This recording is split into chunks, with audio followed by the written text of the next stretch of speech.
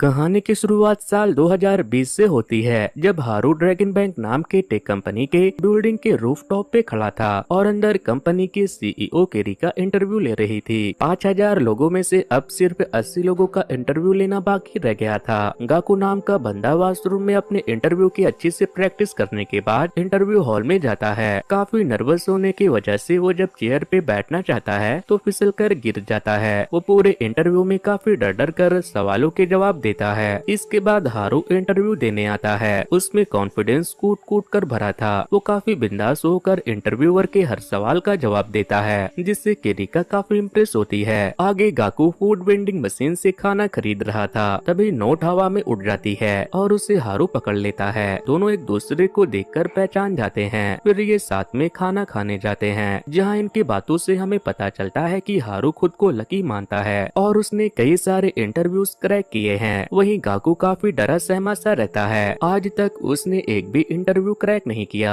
जबकि वो कंप्यूटर में एक्सपर्ट है। सीन अब 2016 में शिफ्ट होती है। एक रात कुछ बदमाश लड़के गाकू का सारा सामान छीनकर उसे बुली कर रहे थे। तभी वहाँ गाकू का क्लासमेट हारू हीरो की तरह एंट्री लेता है और उन्हें जमकर पीटता है। फिर उसका ध्यान सीसीटीवी पे पड़ता है, जिसे देखकर वो वहाँ से भाग खड़ा होता है। वो गाकू को बताता है कि अब तो मैं पक्का एक्सपेल कर दिया जाऊंगा, जिससे गाकू को बहुत बुरा लगता है। हारू को बचाने के लिए वो अपने लैपटॉप से सीसीटीवी कैमरा को हैक करके उस वक्त की फुटेज डिलीट कर देता है, जिससे हारू काफी इम्प्रेस हो जाता है और उसे लगता है कि गाकू फ्यूचर में जरूर कुछ अच्छा बड़ा काम करेगा। मगर प्रेजेंट में तो उसकी हालत खराब थी। उसके पास एक जॉब तक नहीं थी, इसलिए अगले दिन गाकू ड्रैगन बैंक कंपनी के ग्लासेस साफ करने का काम करता है ताकि कुछ पैसे आ जाए। वहीं अंदर इंटरव्यू में सिलेक्ट हुए लोगों की ट्रेनिंग चल रही थी। तभी गाकू के पास हारू आता है और कहता है, मुझे सिलेक्ट कर लिया गया था पर तुम्हें नहीं, इसलिए मैंने खुद ही जॉब छोड़ दी। जो कंपनी तुम्हारे जैसे जीनियस को काम पे ना रखकर मेरे जैसे झोल झाल करने वाले आदमी को काम दे रही है, वो ज्यादा दिन तक नहीं टिक पाएगी और इस कंपनी को तो हम ही खरीदेंगे। चलो हम दोनों मिलकर ट्रिलियन गेम नाम की कंपनी बनाते हैं। इसमें हम ट्रिलियंस कमाकर इस कंपनी को खरीद लेंगे। इस वक्त हारू गाकू को लग्जरियस लाइफ के बड़े बड़े सपने दिखाता है, जिसमें उनके पास शानदार घर, नौकर चाकर और गाड़ियां होंगी। मगर गाकू को कुछ भी पल्ले नहीं पड़ता। वहीं फ्यूचर में ट्रिलियन गेम नाम की कंपनी काफी बड़ी हो गई होती है और वो जल्द ही अमेरिका और सऊदी अरबिया की एआई कंपनी से हाथ मिलाती है, जिससे सभी मीडिया वाले गाकू का इंटरव्यू लेने के लिए पीछे पड़ जाते हैं। मगर इसमें वो लोग को फाउंडर हारू के बारे में भी सवाल कर रहे थे, जिसका जवाब गाकू नहीं देना चाहता। यानी फ्यूचर में हारू ट्रिलियन गेम कंपनी का हिस्सा नहीं है, जबकि इसे शुरू करने का आइडिया उसका ही था। तो आखिर इनके बीच क्या हुआ, ये हमें आगे पता चलेगा। खैर, गाकू की असिस्टेंट उसे एक न्यू ऑफिस देती है जो काफी बड़ा और खूबसूरत था, मगर गाकू को छोटे ऑफिस की ही आदत थी। आगे असिस्टेंट उसके पुरानी चेयर को कबाड़ में फेंकने वाली थी, जिसे गाकू मना कर देता है क्योंकि उसके उस चेयर से कई सारी पुरानी यादें जुड़ी थी। सीन अब साल 2023 में शिफ्ट होती है, जब हारू गाकू के लिए न्यू चेयर खरीद लाता है। उसने वो चेयर 2 लाख यान में खरीदी थी, जबकि उन दोनों की सेविंग मिलाकर 2 लाख यान ही हो रहे थे, जिससे गाकू कंपनी शुरू करने वाला था। पर यहाँ तो हारू ने सारे पैसे की एक चेयर खरीद ली थी, तो बाकी की चीजें कैसे होगी। हारू उसे फिक्र न करने से मना करते हुए कहता है, गूगल, अमेजॉन और माइक्रोसॉफ्ट सारी ही कंपनीज की नेटवर्थ ट्रिलियन में है, इसलिए हमें भी ट्रिलियन डॉलर कमाना होगा। दूसरे शब्दों में कहे तो ट्रिलियन डॉलर से हम इस दुनिया की कोई भी चीज खरीद सकते हैं, पर कंपनी शुरू करने के लिए हमें फंड्स अरेंज करने होंगे, जिसके लिए हारू गाकू को साथ लेकर एक इन्वेस्टर के पास जाता है। उसके पास कोई एक्सपीरियंस नहीं था, पर वो इन्वेस्टर को डमी पोर्टफोलियो दिखाकर इम्प्रेस कर लेता है, जिससे इन्वेस्टर उसे 1 मिलियन की फंड देने को राजी हो जाता है। मगर हारू उनसे 50 मिलियन की मांग करता है, जिसके लिए वो इन्वेस्टर राजी नहीं हो पाता। पर हारू हार नहीं मानता। वो आगे भी कई सारे इन्वेस्टर्स को मनाने की कोशिश जारी रखता है। इस प्रोसेस में वो धड़ल्ले से झूठ बोलता है। इतने सारे रिजेक्शन मिलने से गोकू तो हिल जाता है, पर हारू टेंशन फ्री था। उसे पता था कि वो किसी न किसी तरह अपने मंजिल तक पहुंच ही जाएगा। नेक्स्ट सीन में वो ड्रैगन बैंक की केरिका से मिलकर फंड मांगता है, जिसपे केरिका कहती है कि वो कंपनी जिसे फ्रेंड्स मिलकर स्टार्ट करते हैं वो जल्द ही बंद हो जाती है। इस पे हारू कहता है कि नहीं, हमारी नंबर 1 यारी है, ये कभी नहीं टूटने वाली। और रही बात ट्रस्ट की, तो मैं एक ही शॉट में सारे बॉल्स पॉकेट कर सकता हूँ, वो भी ब्लाइंड फोल्ड करके। पर इसके बाद तुम्हें हमें फंड करना होगा। केरिका को ये इम्पॉसिबल लगता है, इसलिए वो मान जाती है, मगर आंखों पे टाई बांधने के बाद भी हारू सारे बॉल्स एक ही शॉट में पॉकेट करने में कामयाब हो जाता है, जिससे सभी हैरान हो जाते हैं। केरिका तुरंत ही पैसों से भरा बैग मंगवाती है, उसमें 100 मिलियन थे, जिसे देखकर गाकू और हारू की खुशी का ठिकाना नहीं रहता। मगर इसके बदले केरिका की एक शर्त थी, वो उनकी कंपनी का 51% शेयर अपने नाम करने को कहती है, जिसके लिए हारू राजी नहीं होता, क्योंकि इससे कंपनी का सारा कंट्रोल केरिका के पास चला जाएगा।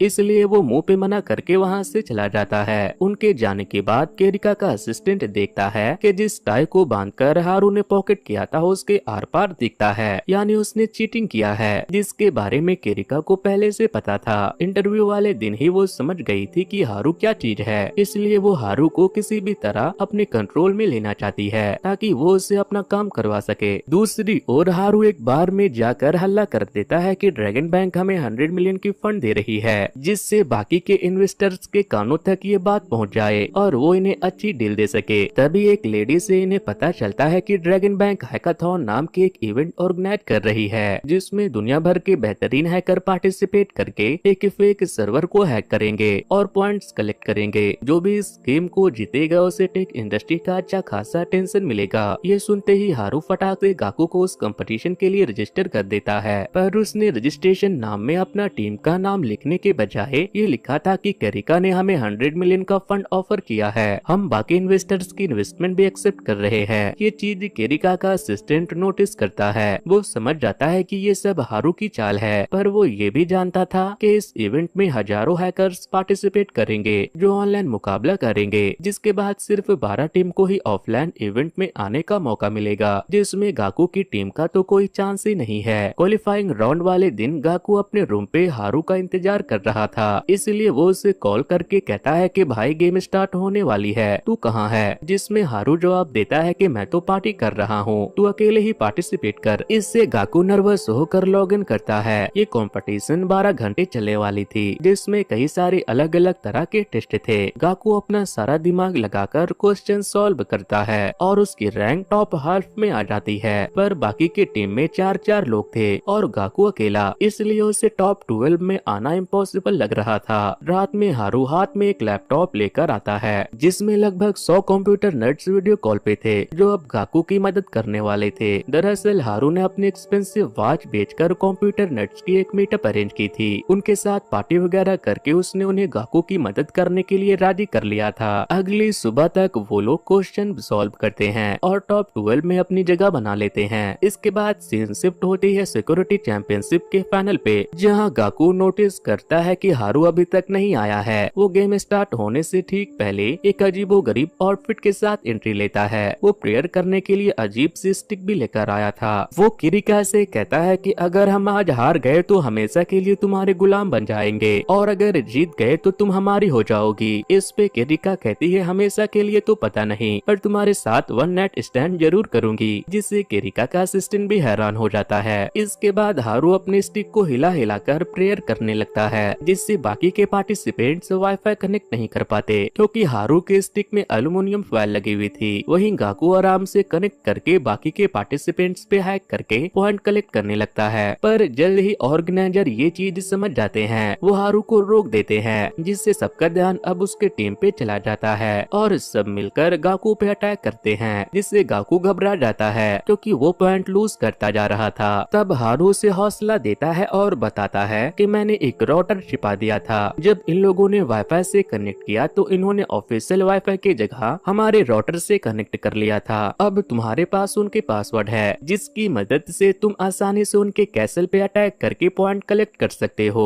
हारू की बात मानकर गाकू आसानी से जीत जाता है, मगर उनकी ये धोखेबाजी पकड़ी जाती है, जिसके वजह से उन्हें गेम से डिस्क्वालीफाई कर दिया जाता है। पर किरिकी काफी खुश होती है कि ये दोनों कंपनी स्टार्ट करने के लिए किसी भी हद तक जा सकते हैं। पर किरिकी से भी ज्यादा खुश कोई और था, और वो थे मिस्टर किडोइन, जो कि एक इन्वेस्टर थे, और अब वो गाकू और हारू को फंड करने को तैयार थे। इसलिए वो उन दोनों को एक बार में ले जाते हैं, जहाँ कई सारी मॉडल्स थी। सियोरी नाम की मॉडल्स ने तो कई सारे एड शूट किए हुए थे। वहाँ हारू गाकू को ग्रेट इंजीनियर कहकर इंट्रोड्यूस करता है, जिससे मॉडल्स उसमें इंटरेस्ट लेने लगती है। उन्हें वो काफी क्यूट लग रहा था, पर तभी हारू कहता है कि वो वुमनाइजर अफेयर है, यानी वो हजारों लड़कियों के साथ सो चुका है। ये सुनकर गाकू का मुंह खुला का खुला रह जाता है, क्योंकि वो तो मेरी तरह बहुत शरीफ लड़का था, उसकी एक गर्लफ्रेंड तक नहीं थी। इसके बाद मिस्टर केडोइन 20% शेयर के बदले 30 मिलियन देने की बात करता है, पर आखिरी में बात 15% शेयर पे डन होती है। मगर मिस्टर केडोइन की भी एक शर्त थी, वो चाहता था कि गाकू या हारू में से कोई एक इन मॉडल्स में से किसी एक मॉडल को सेड्यूस करके उसके करीब आए। दरअसल मिस्टर केडोइन ये देखना चाहते थे कि ये चालू पुर्जे है या नहीं, क्योंकि बिजनेस करना कोई बच्चों का खेल नहीं है। केडोइन की इस शर्त को भी हारी सियोरी के साथ सोकर पूरा कर देता है। अगले दिन मिस्टर केडोइन 30 मिलियन इन्हें दे देते हैं। तब हारू पहले महीने ही 3 मिलियन का प्रॉफिट करने की बात करता है। इस पे मिस्टर केडोइन कहते हैं कि अगर तुम अपने वादे पे खड़े नहीं उतरते तो तुम दोनों को मैं अपना गुलाम बना लूंगा। हारू शर्त मान लेता है और फिर होटल रूम के बाथटब में पैसों से नहाता है। वो उन पैसों के साथ गोकू को भी फोटोज क्लिक करता है और अपनी कई सारे वीडियोस बनवाता है। इसके बाद वो अपने कंपनी में लोगों को हायर करने के लिए इंटरव्यू लेते हैं। उन्हें पता नहीं था कि इंटरव्यू में कैसे सवाल करने चाहिए, इसलिए वो एक बुक की मदद से लोगों की एबिलिटी चेक करते हैं। इसमें वो रिन नाम की लड़की को सिलेक्ट करते हैं, क्योंकि वो सवाल का जवाब भी सही देती है, साथ ही वो हॉनेस्ट भी थी। अगले दिन वो गाकू के अपार्टमेंट पे काम करने के लिए आ जाती है, पर इन्होंने अभी तक कंपनी में क्या किया जाएगा ये डिसाइड ही नहीं किया था। तब रिन कई सारे बुक से बिजनेस आइडिया देती है। आखिर में ये फैसला करते हैं कि हमारी company AI based online store होगी, यानी AI की मदद से लोगों को गिफ्ट सजेस्ट करेगी। पर प्रॉब्लम ये थी कि AI बनाना कोई बच्चों का खेल नहीं था, इसमें काफी पैसे और लोगों की जरूरत थी। इसलिए ये रिन को फेक AI बनाने का फैसला करते हैं, यानी रिन AI बनकर लोगों को गिफ्ट सजेस्ट करेगी। रिन मन लगाकर काम करती है, जिससे उनकी कंपनी की ग्रोथ तो होने लगती है, पर इन्हें उतना प्रॉफिट नहीं हो रहा था जितना इन्होंने वादा किया था। इसलिए ये तीनों मिलकर इस बारे में डिस्कस करते हैं, जिससे इन्हें पता चलता है कि लोग ज्यादातर गिफ्ट में फ्लावर देना ही पसंद करते हैं। इसलिए ये इसी पे फोकस करने का फैसला करते हैं। वैसे भी रिन पहले फ्लावर शॉप पे काम करती थी, इसलिए उसे इस फील्ड की काफी जानकारी थी। वो सही ओकेजन के लिए बिल्कुल सही फ्लावर सजेस्ट करने लग जाती है। आगे मिस्टर केडोइन इन्हें मिस सुजुकी से मिलवाते हैं। सुजुकी एक फ्लावरिंग कंपनी की मालकिन थी, वो भी ट्रिलियन गेम कंपनी में इन्वेस्ट करती है, पर इसके बदले वो अगले महीने तक 20 मिलियन की रेवेन्यू करने को कहती है। इसलिए ये नाइट क्लब में अपना पैर जमाने की कोशिश करते हैं, क्योंकि नाइट क्लब में रिच लेडीज रेंटल बॉयफ्रेंड बनती थी, जिन्हें होस्ट कहा जाता था,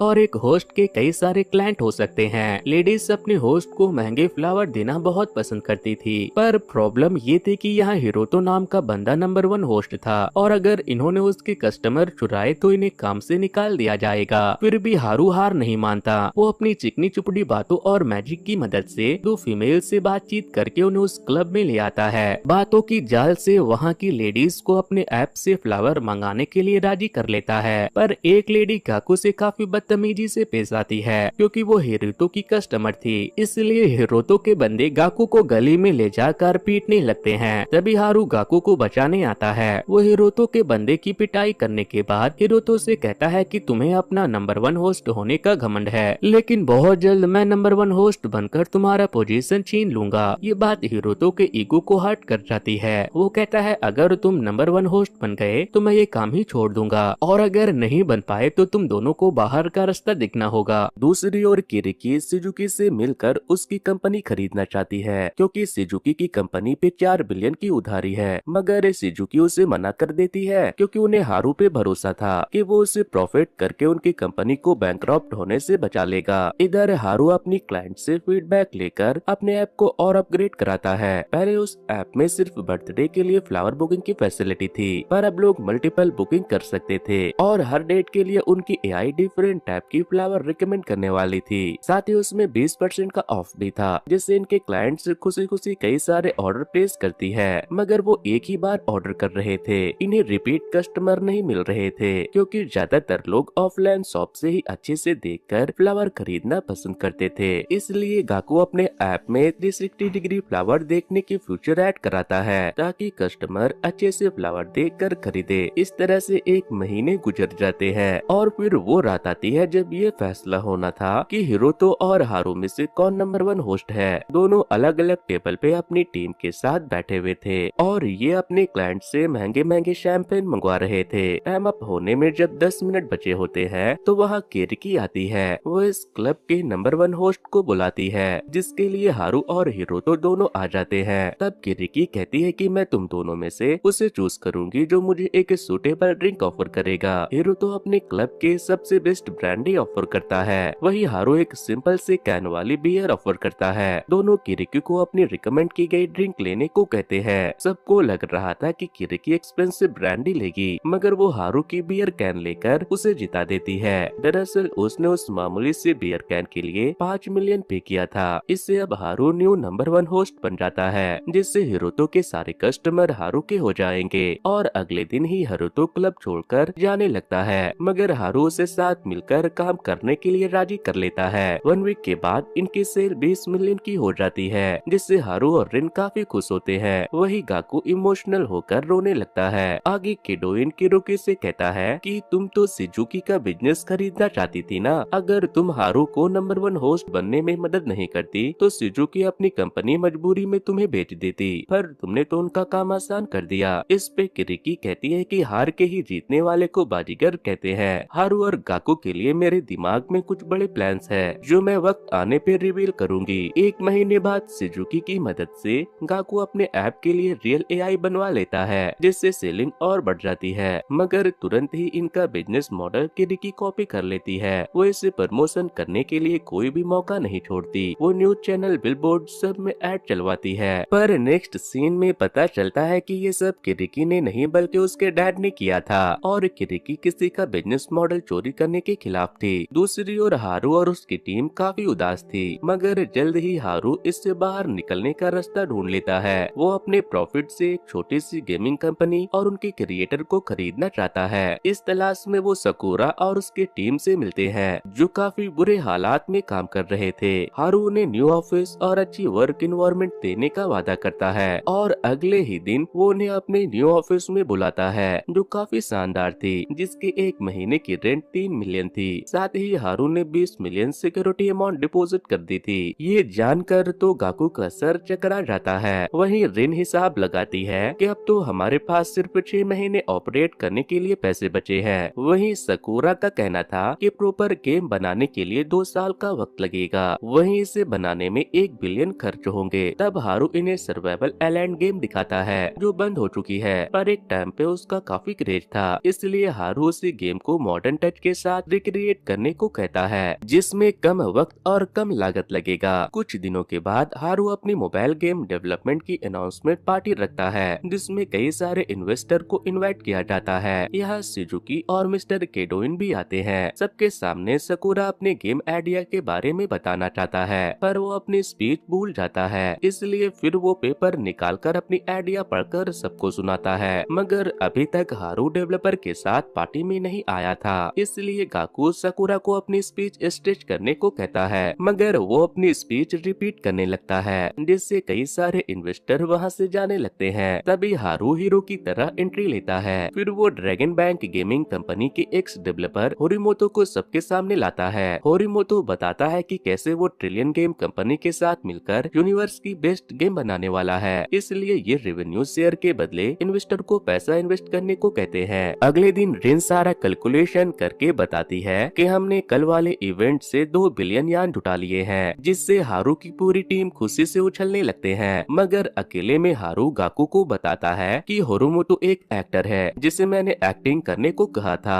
दरअसल ड्रैगन गेमिंग कंपनी वालों ने अपने डेवलपर को दुनिया से छिपा कर रखा था, ताकि कोई भी उन्हें पैसों का लालच देकर अपने साइड न कर ले। उन्होंने बस एक एआई जनरेट पिक अपलोड की हुई थी, जिसे उन्होंने होरिमोतो का नाम दिया था। उसी बात का मैंने फायदा उठाया। साथ ही वो गाकू को बताता है कि मेरा रियल मोटिव कोई गेम बनाना नहीं बल्कि मीडिया को अपनी मुट्ठी में करना है, जिसके लिए मुझे पैसे चाहिए थे, जो अब गेम में इन्वेस्टमेंट के नाम पे हमारे पास आ चुकी है। हम 2 बिलियन में से कुछ पैसे सकूरा और उसकी टीम को देकर उनका मुंह बंद करवा देंगे और कोई छोटी मोटी गेम भी डेवलप करवा देंगे, और बाकी पैसों से मीडिया को टेक ओवर करेंगे, क्योंकि बिना मीडिया सपोर्ट के हम अगर कोई भी कंपनी बनाएंगे तो हमसे बड़ी कंपनी या तो हमें एक्वायर कर लेगी या हमारा आइडिया चोरी करके खुद का बिजनेस बना लेगी। इससे गाकू हैरान हो जाता है। उससे सकूरा और उसकी टीम के लिए काफी बुरा लगता है। दूसरी ओर किरिकी के डैड भी हारू की चाल समझ जाते हैं। अगर वो हारू को एक्सपोज करेंगे तो मीडिया उनसे रियल क्रिएटर के के बारे में पूछेगी, जिसका जवाब वो नहीं देना चाहते हैं। वही किरिकी हारू के इस चाल से काफी इम्प्रेस होती है। दूसरी ओर हारू मिस्टर केडोइन को जाकर अपना सारा प्लान बताता है। अगले दिन रिन भागते हुए ऑफिस आती है और गाकू को अकेले में ले जाकर बताती है कि हमारे अकाउंट से 2 बिलियन गायब हो गए हैं। जरूर ये हारू ने ही किए होंगे। आखिर वो कर क्या रहा है? रिन काफी गुस्से में थी। वो हारू को कन्फ्रंट करना चाहती है। तब गाकू उसे रोकता है और बताता है कि ये सब मेरी गलती है। मुझ में इतनी हिम्मत नहीं थी कि मैं हारू को ऐसा करने से रोक सकूं। दरअसल मैं नहीं चाहता कि हमारी टीम में लड़ाई हो, पर मैं वादा करता हूँ कि हमारा गेम जरूर बनेगा। इसके बाद रिन और गाकू मिलकर साकुरा की टीम को सारी सच्चाई बता देते हैं। वो बेचारे तो होरिमोतो के साथ मिलकर गेम बनाने का सपना देख रहे थे। उनका वो सपना टूट जाता है। मगर गाकू बताता है कि ड्रैगन कंपनी में मेरा एक क्लासमेट काम करता है। मैं उससे मिलकर ड्रैगन गेमिंग की डेवलपमेंट टीम के बारे में पता करने की कोशिश करूंगा। पर गाकू भी झूठ बोल रहा था। दरअसल सच्चाई तो ये थी कि वो ड्रैगन बैंक के सर्वर को हैक करके उनके डेवलपमेंट टीम के बारे में पता लगाने वाले थे। रात में सबके जाने के बाद गाकू अपना हैकिंग शुरू करता है, जिससे उसके हाथ न सिर्फ डेवलपमेंट टीम की फाइल लगती है, बल्कि उनके फ्यूचर प्लान भी उसे पता चल जाते हैं। इसलिए एक पल के लिए तो गाकू का ईमान डोल जाता है। वो सारे रॉ फाइल्स डाउनलोड करके बाद में उसे अपने गेम के नाम से लॉन्च करने की सोचता है। पर फिर उसे रियलाइज होता है कि इसे बनाने में डेवलपमेंट टीम ने न जाने कितने साल मेहनत किए होंगे, इसलिए किसी का काम चोरी करना सही नहीं होगा। वहीं अगले दिन किरिकी को उसकी टीम बताती है कि हमारे सर्वर को किसी ने हैक किया था। वो चाहता तो डेटा चोरी करके हमारा बिलियंस का लॉस करवा सकता था, मगर उसने हमारे लिए एक नोट छोड़ा कि कहाँ कहाँ हमारे सर्वर में प्रॉब्लम है, जिससे सर्वर हैक हुई और उसे हमें जल्दी ही ठीक कर लेना चाहिए। किरिकी को ये गाकू का ही काम लगता है, क्योंकि जब वो इंटरव्यू के लिए आया था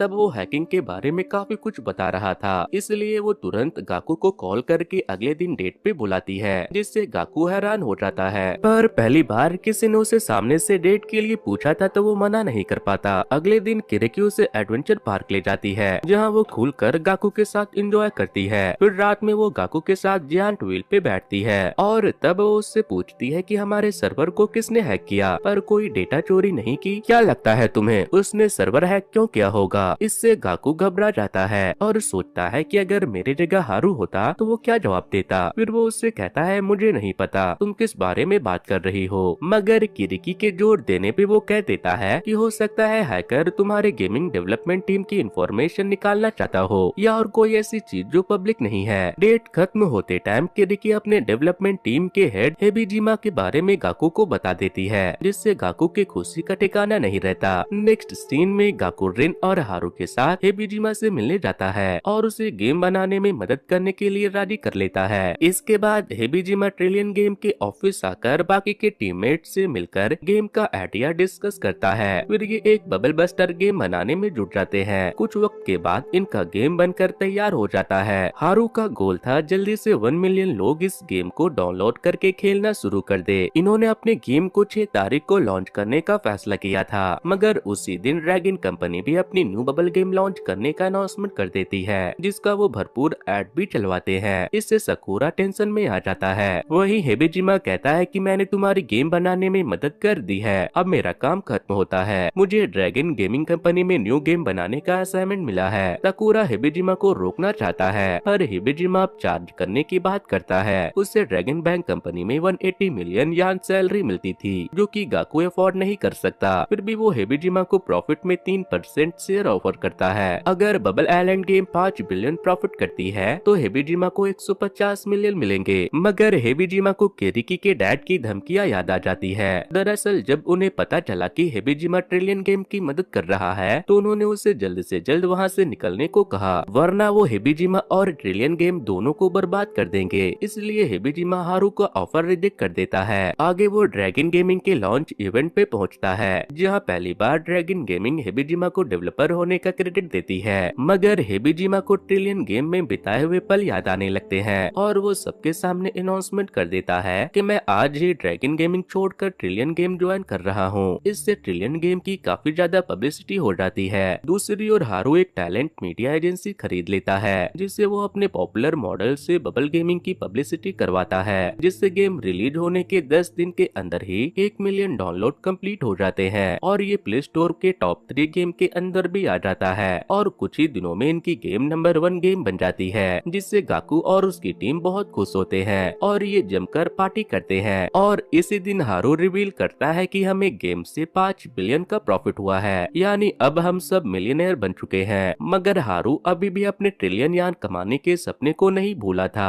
वो ट्रिलियन टीवी नाम की एक ऑनलाइन चैनल खोलना चाहता है। ये दोनों फिर मिस्टर केडोइन के पास जाकर अपना आइडिया बताते हैं, जिस पर मिस्टर केडोइन कहते हैं कि तुम्हें पहले सोर्स कैसे बनाते हैं और उन्हें डिस्ट्रीब्यूट कैसे किया जाता है ये सीखना होगा। ये रातों रात नहीं होने वाला, इसमें टाइम लगेगा। पर इन सब के बारे में भी हारू ने सोच रखा था। वो पहले वेदर फोरकास्टिंग चैनल को खरीदकर वीडियो डिस्ट्रीब्यूशन सीखता है और फिर अपने मीडिया एजेंसी के मॉडल के साथ मिलकर नए नए शोज बनवाता है। जल्द ही हारू को एक मोबाइल फोन कंपनी की स्पॉन्सरशिप भी मिल जाती है। पर आगे इन्हें पता चलता है कि ड्रैगन बैंक ने डेरेक्स नाम की फॉरेन फर्म खरीद ली है। इसलिए हारू अपने चैनल पे सिर्फ न्यूज ब्रॉडकास्टिंग करने का फैसला करता है ताकि उसकी ड्रैगन बैंक से टकराव ना हो। इसके लिए गाकू AI बेस्ड वीडियो एनालाइजर बनाता है जो रियल और फेक न्यूज को आइडेंटिफाई करेगा। कुछ दिनों के बाद ही इन्हें एक न्यूज मिलती है कि एक अपराधी पुलिस के गिरफ्त से फरार हो गया और उसने एक रेस्टोरेंट में लोगों को होस्टेज बना लिया है। गाकू तुरंत ही इस न्यूज को अपने चैनल पे ब्रॉडकास्ट करवाता है। साथ ही रिपोर्टर को उस रेस्टोरेंट के बाहर भेजकर मौके की लाइव रिपोर्टिंग करवाता है। साथ ही इन्हें रेस्टोरेंट के अंदर एक बंदे से फुटेज मिल जाती है जो बाकी न्यूज चैनल वालों के पास नहीं थी। इससे इनकी न्यूज चैनल को काफी व्यूअरशिप मिलती है और पुलिस को इस सिचुएशन से डील करने में हेल्प भी मिलती है। वो काफी आसानी से रेस्टोरेंट में घुसकर मुजरिम को पकड़ लेते हैं। इसी खुशी में हारू अपनी टीम को पार्टी देता है। आगे वो अपनी टीम के साथ मिलकर एनिमे बनवाता है। इसमें भी उसे ड्रैगन कंपनी से भिड़ना पड़ता है। इधर किरिकी के डैड मिस्टर केडोइन से मिलकर हाथ मिलाना चाहते हैं। वो चाहते हैं कि मिस्टर केडोइन हारू का साथ छोड़ दे। इसके बदले वो मिस्टर केडोइन को अपनी सारी एडवर्टाइजमेंट देने का वादा करते हैं जो मिस्टर केडोइन अपने टैलेंट मीडिया हाउस के मॉडल को दे सकते हैं। मिस्टर केडोइन सारी बात हारू को बताते हैं, जिसपे हारू का जवाब होता है कि आपको अपने टैलेंट मीडिया हाउस के लिए जो सही लगता है वही करना चाहिए और अच्छे ऑफर्स को कभी हाथ से नहीं जाने देना चाहिए। मगर फिर भी मिस्टर केडोइन किरिकी के डैड का ऑफर ठुकरा देते हैं। तब ड्रैगन बैंक वाले गोकू, हारू और मिस्टर केडोइन को अपने ऑफिस बुलाकर उनसे दोस्ती करना चाहते हैं। वो अब ट्रिलियन गेम के सारे स्टॉक खरीदना चाहते हैं। इसके लिए वो 70 बिलियन यान देने को तैयार थे। साथ में वो अपनी बेटी देने को भी तैयार थे। मतलब वो किरिकी की शादी हारू से करवाकर उसे अपना दामाद बनाना चाहते थे, क्योंकि उन्हें हारू में वो जज्बा दिखता है जो कि एक वक्त पे उनमें था। इससे गाकू हैरान हो जाता है, पर इससे भी ज्यादा वो तब हैरान होता है जब हारू बताता है कि मैं पहले से शादीशुदा हूँ, इसलिए मैं ये ऑफर नहीं एक्सेप्ट कर सकता। इससे किरिकी चिढ़ जाती है, मगर बाद में गाकू को पता चलता है कि शादीशुदा होने वाली बात हारू ने झूठ बोली थी, ताकि अगर वो शादी के लिए मना करे तो किरिकी को शर्मिंदा न होना पड़े। आगे हारू गाकू और मिस्टर केडोइन से अच्छे से बातचीत करने के बाद अगले दिन किरिकी के डैड से मिलकर उनका ऑफर रिजेक्ट कर देता है। साथ ही वो कहता है कि आप हमारी कंपनी खरीदना चाहते हो और हम आपकी कंपनी। किरिकी के डैड को ये मजाक लगता है। वो जोर से हंसने लगते हैं, पर उन्हें क्या पता था कि हारू जो सोचता है वो करके भी दिखाता है। वो अपने कंपनी को और बड़ी करने के लिए कैशलेस बैंक क्रिएट करता है, जिससे लोग ऑनलाइन मनी ट्रांसफर कर सके। इसमें भी उसे काफी सारे मुश्किलों का सामना करना पड़ता है, पर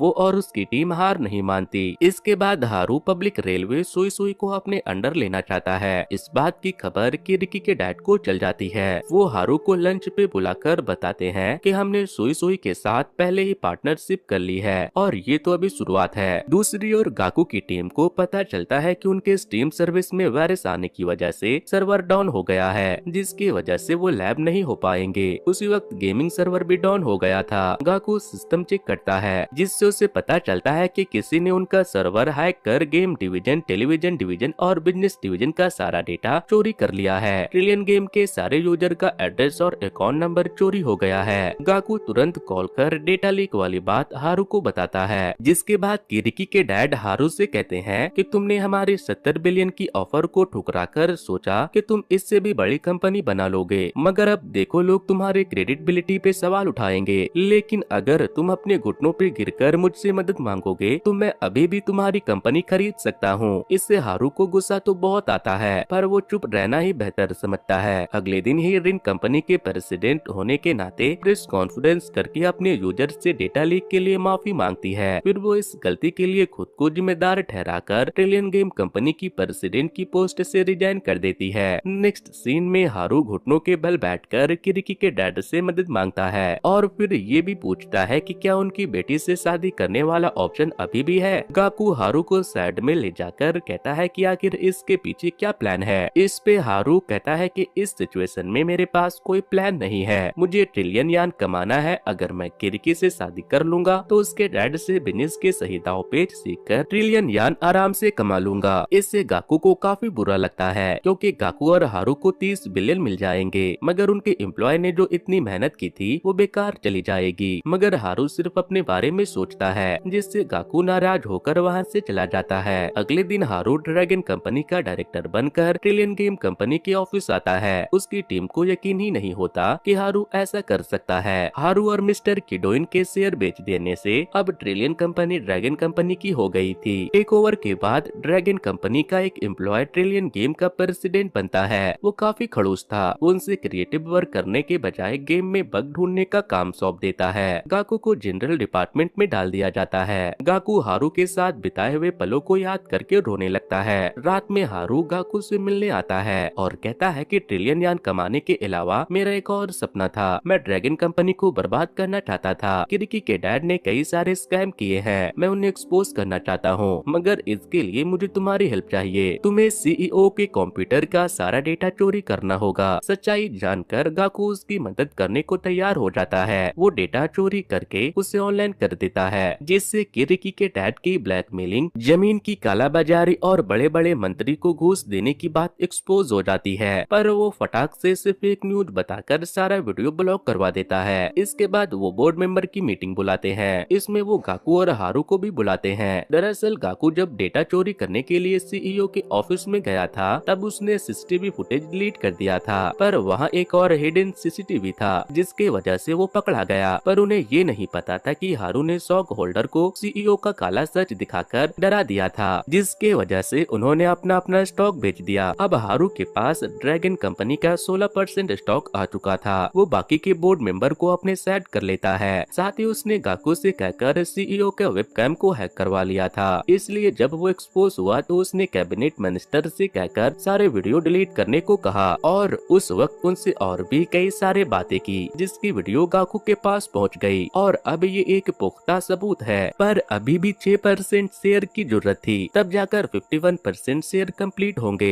जिससे न्यू सीईओ बन जाएगा। हारू किरिकी को अपने 6% शेयर देने को कहता है। किरिकी के डैड को लगता है कि ये तो मेरी बेटी है, ये बिल्कुल ऐसा नहीं करेगी, मगर वो शेयर देने के लिए मान जाती है, क्योंकि अगर वो ऐसा नहीं करेगी तो हारू उसके डैड को पब्लिक में एक्सपोज कर देगा, जिससे ड्रैगन बैंक बर्बाद हो जाएगा। इसलिए वो अपनी कंपनी को बचाने के लिए हारू की बात मान लेती है। इसके बाद एक ट्विस्ट आता है। हारू खुद की जगह गाकू को ड्रैगन कंपनी का सीईओ बना देता है। इसके बाद गाकू और हारू रिन के पास जाते हैं, जो एक फ्लावर शॉप पे काम कर रही थी। वो उसे सारी बात बताकर कंपनी में वापस ले लेते हैं। नेक्स्ट सीन में गाकू और हारू ड्रैगन बैंक कंपनी के टॉप फ्लोर पे होते हैं और याद करते हैं कि कैसे यहाँ काम करना उनके लिए एक सपना था और अब वो इस कंपनी के सीईओ बन चुके थे। कुछ दिनों के बाद ट्रिलियन गेम कंपनी अपनी पेरेंट कंपनी ड्रैगन बैंक को एक्वायर कर लेती है। गाकू ट्रिलियन गेम कंपनी का सीईओ बन जाता है और किरिकी को ड्रैगन बैंक का प्रेसिडेंट बना दिया जाता है। वहीं मिजुकी की फ्लावर बिजनेस खरीदकर वो रिन को उसका प्रेसिडेंट बना देता है, मगर हारू बिन बताए कहीं गायब हो जाता है। वो 2 साल बाद वापस आता है। जब गाकू फूड वेंडिंग मशीन से खाना खरीद रहा था तब हवा से उसका नोट उड़ जाता है, जिसे हारू पकड़ लेता है। फिर वो उसे अपनी लैम्बोर्गिनी में बैठाकर हार्बर ले जाता है। अब उसका अगला प्लान हार्बर बिजनेस में इंटर करने का था। इसी के साथ ये कहानी यहीं पर खत्म होती है। तो दोस्तों, इन दोनों दोस्तों की सक्सेस स्टोरी आपको कैसी लगी हमें कमेंट करके बताना। और अगर आप भी अपने दोस्त के साथ $1 ट्रिलियन कमाना चाहते हो तो ये वीडियो इसके साथ जरूर शेयर करना। सो वेल गाइस, आज की वीडियो में इतना ही। Thanks to, good bye.